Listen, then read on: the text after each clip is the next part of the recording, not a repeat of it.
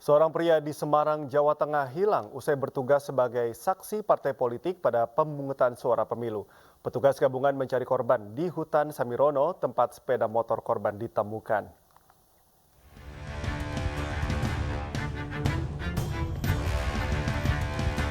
Petugas tim SAR gabungan terus bekerja keras menyusuri hutan Samirono di Kecamatan Getasan, Kabupaten Semarang, Jawa Tengah. Mereka melewati jalan setapak dan rimbun pepohonan untuk mencari Joko Purnomo, warga setempat yang hilang usai bertugas sebagai saksi sebuah partai politik saat pemungutan suara 14 Februari lalu. Korban tak kunjung pulang ke rumah, sehingga membuat keluarganya khawatir dan melapor ke polisi. Hingga kemudian petugas menemukan sepeda motor korban di dekat hutan. Laksanakan operasi pencarian dari relawan gabungan dari Kabupaten Semarang maupun Salatiga. Untuk pencarian sampai hari ini masih nihil, akan diupayakan lanjutan untuk besok. Kita lanjut kembali. Teknik pencarian yang dilakukan relawan gabungan seperti apa? Ya, kita penyisiran dengan kegiatan open grid. Kita menerjunkan 7 SRU yang terbagi ada beberapa area titik-titik yang kita curigai dan sudah dilaksanakan penyisiran, namun masih nihil. Hingga kini, petugas masih berjibaku menyusuri hutan demi mencari keberadaan korban. Namun korban yang pergi meninggalkan rumah 15 Februari lalu itu belum juga ditemukan. Petugas juga memeriksa rekaman CCTV di jalan-jalan yang dilintasi korban. Dari Semarang, Jawa Tengah, Lurisa Lulu, iNews melaporkan. Kita ke informasi lainnya, pemirsa, oknum Ketua DPC Partai Gerindra Kabupaten Sintang, Kalimantan Barat, mengambil paksa kotak suara saat rapat pleno perhitungan suara pemilu. Aksi Ketua DPC Gerindra ini pun viral di media sosial.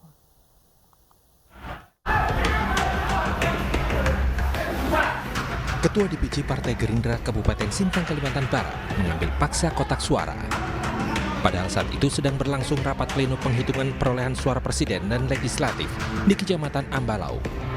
Aksi pengambilan kotak suara ini pun tersebar di berbagai platform media sosial dan viral. Dalam video tersebut terlihat Ketua DPC Gerindra mengambil kotak suara dengan tindakan yang tegas tanpa izin panitia pemilihan atau petugas yang bertugas. Ketua DPC Gerindra Sintang memberikan penjelasan atas tindakannya itu. Ia mengaku pengambilan paksa kotak suara sebagai bentuk kekesalan kepada petugas yang tidak mengindahkan protesnya. Saya kan sebagai saksi dari Partai Gerindra mengusulkan supaya untuk DME ini dipending. Namun Ketua PPK ini tidak ada kompromi. Dia ingin melaksanakan terus pleno itu. Maka saya sendiri yang mengamankan kotak itu dan saya serahkan ke pihak kepolisian. Kepada Bawaslu maupun KPU, Sandang berharap dapat melakukan penyelidikan yang menyeluruh terhadap dugaan pelanggaran pemilu tersebut. Dari Sintang, Kalimantan Barat, Trianto, iNews melaporkan. Pemirsa, Komnas HAM menyampaikan telah menemukan dugaan pelanggaran netralitas aparat di pemilu 2024. Dugaan pelanggaran itu terjadi mulai dari kepala desa hingga PJ Gubernur.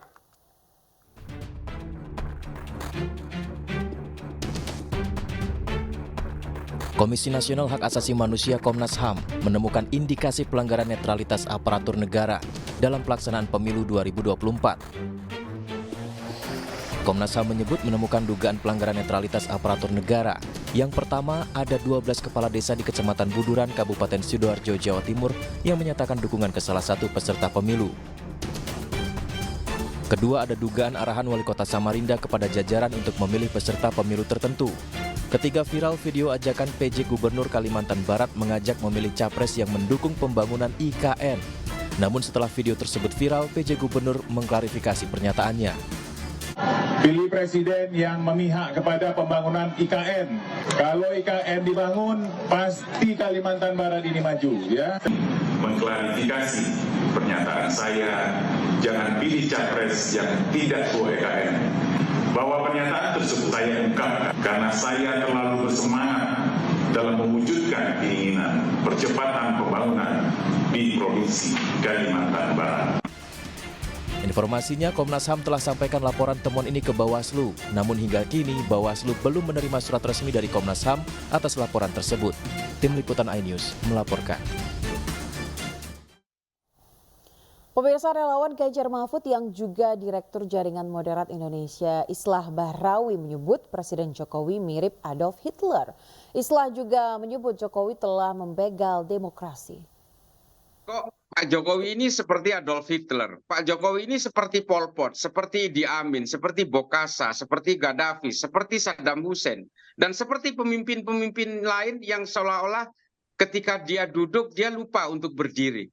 Nah ini yang kemudian membuat kita semua terperangah, dan gerakan-gerakan Pak Jokowi tanpa kita sadari ternyata sudah mulai merambah kepada apa yang disebut sebagai seorang politisi. Kita tadinya berharap Pak Jokowi menjadi seorang negarawan, menjadi seseorang yang disegani. Kita bermimpi bahwa Pak Jokowi ini seperti Yesus. Kita bermimpi Pak Jokowi ini seperti Nabi Muhammad, yang betul-betul tidak mau mengawetkan kekuasaan-kekuasaan manusiawi yang berada di sekitarnya. Ini yang kemudian membuat kita itu terperangah betul, dan apa yang dilakukan oleh Pak Jokowi secara eskalatif ketika itu. Sementara itu, tokoh agama yang juga budayawan Frans Magnis Suseno atau yang biasa akrab dengan sebutan Romo Magnis menyebut demokrasi Indonesia mendapat pukulan besar dan bukan tidak mungkin akan seperti di Filipina. Perbedaan dengan pilihan di luar negeri, di mana paslon kedua bukan hanya tidak mendapat 50%, tetapi kalah jauh. Tentu saja perspektif wawasan orang-orang yang berada di luar Indonesia adalah lain daripada orang-orang yang ada di Indonesia. Jadi tidak bisa menarik kesimpulan yang langsung.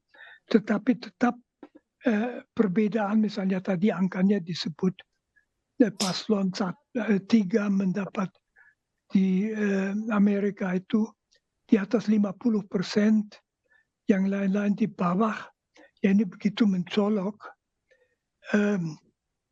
Saya kira bahwa sangat besar kemungkinan demokrasi kita mendapat pukulan besar, kita katakan saja di Filipina kan. Mungkin ini catatan saya lebih dulu. Ya pemirsa, News Pagi akan kembali usai azan subuh untuk wilayah DKI Jakarta dan sekitarnya. Ya, tetaplah bersama kami.